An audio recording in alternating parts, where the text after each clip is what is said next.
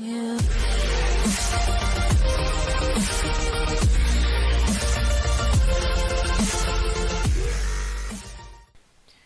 Good morning, Tinkercad friends. Let's build us another Tinkercad spinner. Before we do that though, I want to share with you quickly, I have created Fidget Spinner Heaven. We've got a playlist on YouTube that shows all of that, and then also I've got this new Facebook page where it's all being stored, and you can visit that and share the cool things you create and so on and so forth. Back to our design though. I'm going to call this one the Fancy Fidget, and then I'm going to use the cylinder that is already a hole. I'm going to make it 8 millimeters, and then I am a big fan of 22.3 and 22.3 for the measurements. Notice I am clicking the corner and then typing the numbers because that works most effectively. If you want to get a good look at what you just did, you can use Fit View to Selection and use Top View to make sure that it's round and lined up where you want. I've got this now aligned so it's at a center grid, and that makes everything nice and efficient as I build. If you're using a Chromebook, these tools are essential. Today, just to change things up, I'm going to build with a polygon. When I bring the polygon out, I'm going to set it to 7 millimeters. I'm going to keep him as a 6-sided one for this creation, and I'm going to set him to 28 and 28 for the measurements of his sides. I think this will line up nice with my size 22.3 in the center, and I'm going to make him 7 millimeters thick. I'm going to slide the bevel all the way to 2.5, and I'm going to keep the segments at 1 just because I think that looks kind of cool. I'm going to set him to solid but transparent. I'm going to do that cool fit view and top view so I can make sure that it is lined up the same as the hole is. That looks pretty nifty. I could have also selected both and done a line and chose a line that way and that way to get it centered. With those parts together, I'm going to group them, and I have now got a fancy fidget setup for me to add my arms to. I'm going to stick a little rectangle off this so that it has a bit of a extension so the weights are moved further away from the design. To make sure it lands right the way I want with the angle I want, I'm going to use W to set the work plane to that side, and I'm going to bring out my box. Now remember, the whole project was 7 millimeters high, but I subtracted a couple millimeters, so I'm going to make this 4 millimeters thick, and then with the arrow keys I can move it up and see how that's going to look. You can see that I need more millimeters there, so I'm going to try 5. And I like 5 millimeters. That's going to fit pretty nice. And then I'm going to use the black rectangle to just shrink it in to a size that I think is most acceptable. Right now it's set at 10 millimeters. And I'm going to keep it at 10 because that's easy to center. And then instead of sticking out 20 millimeters, I'm only going to have it stick out 10 millimeters. So it's just going to add a little bit of distance between the spinner center and the outside weights. I'm going to press W to shut off the work plane so that we can see how it looks from that angle. And I'm just going to eyeball its adjustment. I'm going to turn on W so the work plane's back to there.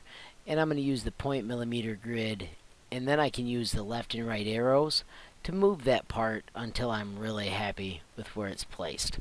I won't be able to use the center tool just because it's on an odd shape of the item. I'm going to go back to that other view and press W, and I'm going to shut off my work plane, and now I like where that one's placed. I'm going to do Control D to duplicate, and then I'm going to use the super cool flip tool to flip that one so it's ready for the other side.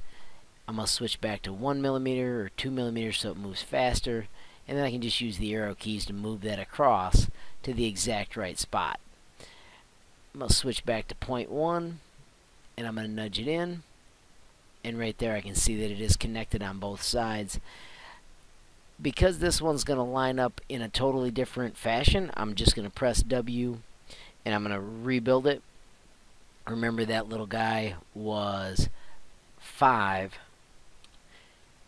by 10 by 10.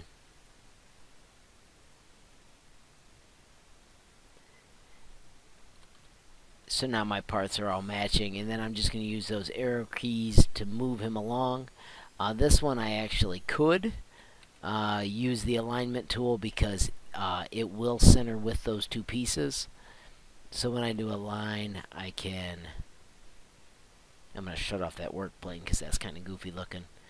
So now when I align those two parts, I can go bam, and he's aligned where he's supposed to be.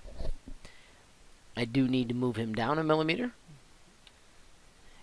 using the little arrow key. I got it set to 2 millimeters, so of course it doesn't work, but those are the reasons we double check things. Don't forget, as you build these, always zoom to the size and do that top view to make sure that there's not a gap. You just want to make sure that you really have it built correctly. If you go back to home view, you can see it all, and with all those pieces in place, let's group that and make it one cool part. And now let's add the outsides to our spinner. I'm going to use the tube for this part just because I think it's pretty slick. I am making this one 4 bearings. With that tube in place, let's today use 14.5 and a wall thickness of 3.35. Set it to 60 sides. You can pick your own bevel. I'm going to pick 4.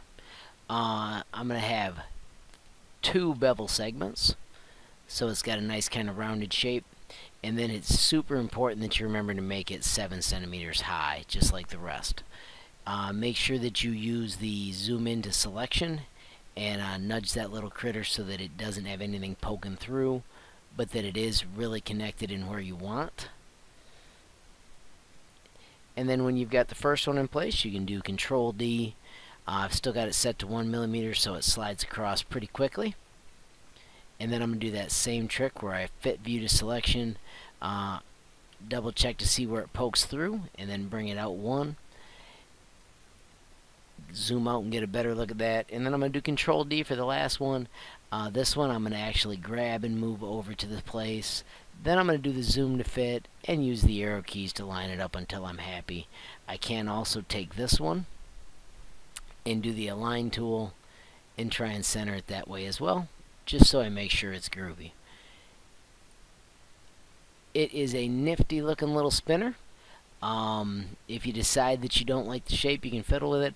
I'm not sure that my hexagon is really distributed evenly because these edges look a little longer than those. That might be something I need to experiment with hexagons and proper weighting. But those are the kinds of things you can explore as you create new cool stuff. I could simply also just take this piece and shrink it down a little bit and see if that puts it more the way I want. But have fun, explore, see what you can create. Remember, when you're finished, if you want to share your creation with me, this is the share button. You can invite people, generate that link, copy the link, and email it to Harmon M. Happy tinkering. Please subscribe, comment, like, follow, and share all the cool things you create. Yeah.